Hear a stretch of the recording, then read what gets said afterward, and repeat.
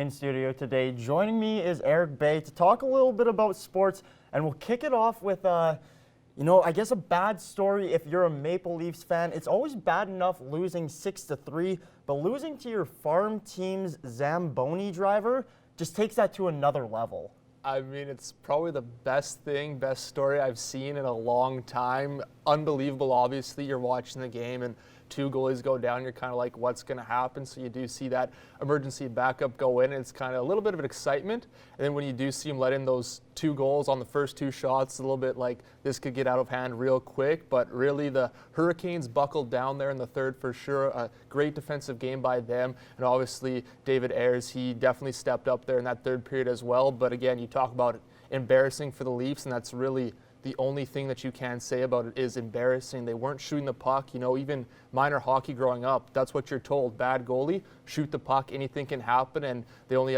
ended up mustering there those 10 shots. So really a poor performance by them all around. Exactly like you said, minor hockey, coaches preach, get the puck on net, good things can happen. Like you said, the Maple Leafs just didn't do that. And there's been other times. This is not the first time that I guess fill-in goalie has come in and helped out a team with Scott Foster a few years back with the Chicago Blackhawks, getting a 10-shot shutout there. So I guess, Erik, the question is, which one do you choose in a do-or-die game? I mean, I think I got to say David Ayres. He got the W and 42 years old, so he must have that longevity. He knows how to prepare his body for the NHL rigors. Yeah, and, while he might not be a full-time NHLer, there are quite a few full-time NHLers who might be finding different homes, with it being the trade deadline today, and a couple key ones, especially for the Edmonton Oilers as of late. Yeah, definitely. Obviously, Mike Green last night and just recently here today, Andreas Athanasiou, both acquired by the Oilers, and there's definitely some familiarity there. Ken Holland obviously being the GM in Detroit, but it does, I wouldn't say that I guess they're terrible moves, but it does kind of puzzle me a little bit. Obviously, Oilers looking for a defensive defenseman and pick up Mike Green, who's obviously more known for his offense than his defense, and maybe his plus-minus stats are a little skewed being on Detroit. But I do think it's a little bit interesting there, getting another offensive guy. And Athanasiou, obviously, decent pickup for some middle six scoring, I would say, but giving up Sam Gagner there too is kind of like, I don't know, putting in the same part that you're taking out, really. And he had a 30-goal season. I believe this was last year. So, like you said, there is some upside there, but the plus-minus for both of those guys is something that I can't get over. I know lots of people don't like the plus-minus stat. For myself, I love it. If you're on the ice for that many more goals against, it's almost bad news. And both those guys are in the top 5 for worst plus-minus in the league. So that's something, I don't know, it could just be because Detroit, not the best team, but I guess only time will tell with that one. A couple other trades that have happened and are really starting to pay off, especially Tyler Toffoli with the Vancouver Canucks now.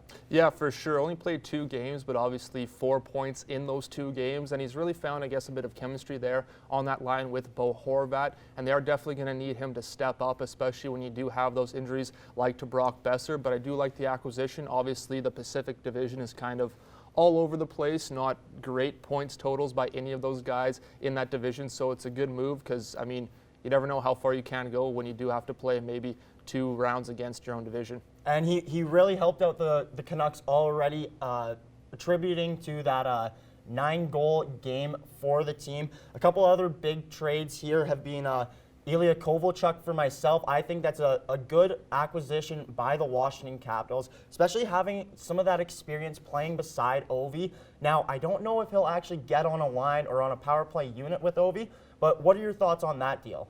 So I think obviously Washington does have that success bringing over Russian players, and I'm sure Covey will fit in perfectly right there. The only thing is, as you do mention, that playing time is going to be an issue. Obviously, him and Ovi both play left wing, so I only really see him fitting in maybe third line because even Jacob Vrana is having a great season there on the second line. So I think it will be tough for him to find ice time, but I do think just, I guess, mood-wise, he'll be doing fine there in Washington.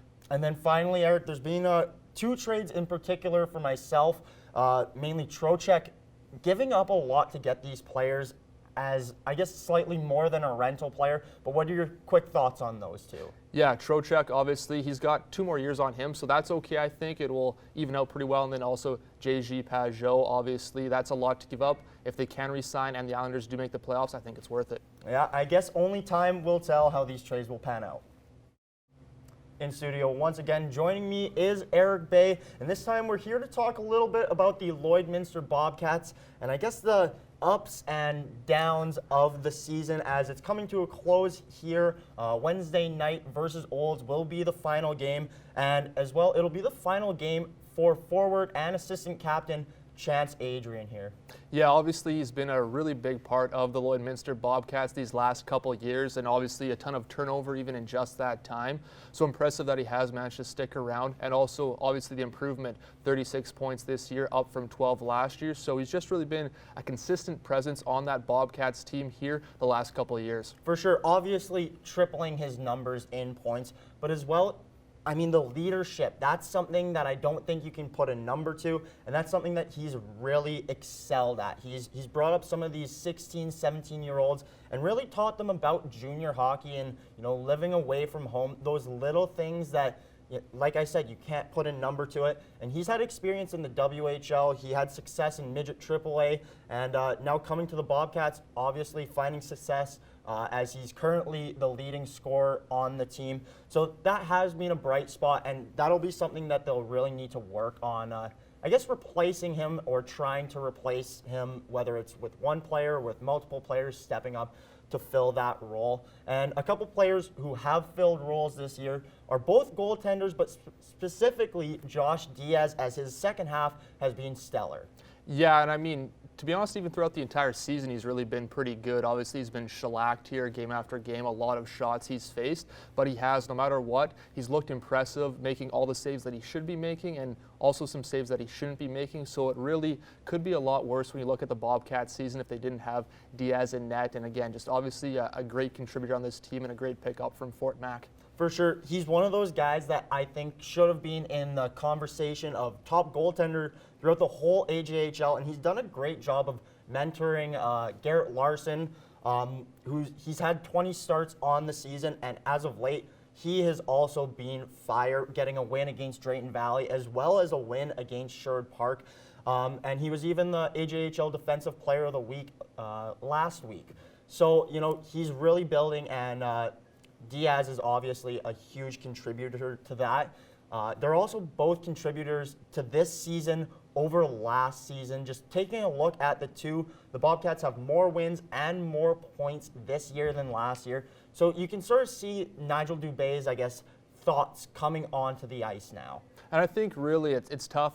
We talked about it there, how a lot of turnover in the offseason, and I don't think we really started to see it even come together here until after Christmas. I know you talked there at the Christmas break about the fact how they did want to kind of turn it around here the second half, and I really think that they have done that. Obviously, the wins against Brooks and Sherwood Park, those stand out. They were close against Okotoks, but even just in general, you look at some of those games against Bonnyville, teams like that where it was going to be 3-4 goal deficits there before Christmas, but they even really shut it down. A lot of close games, a lot of 1-goal games as well. So they really kind of, tightened it up a little bit defensively, got some opportune scoring there in the second half, and I think that's really something that they are going to have to build on here and carry that momentum. As again, they mentioned a few more wins than last year, obviously a good matchup here against Olds this week, so obviously something to build on here before next season. Now, Erik, having played hockey throughout your minor league career here, and I guess just having a transition, especially through minor hockey where you're with a different team, different coach each time,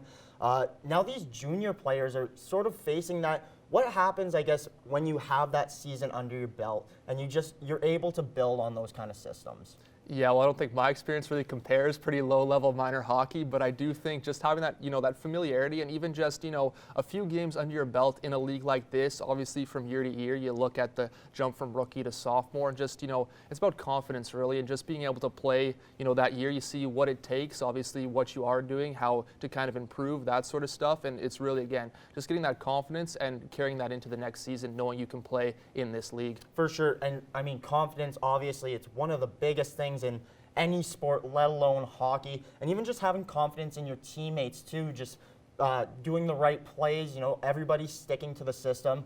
And really, that's, I guess, what we've seen in this last little bit here. So I'm excited to see what the Bobcats have in the future.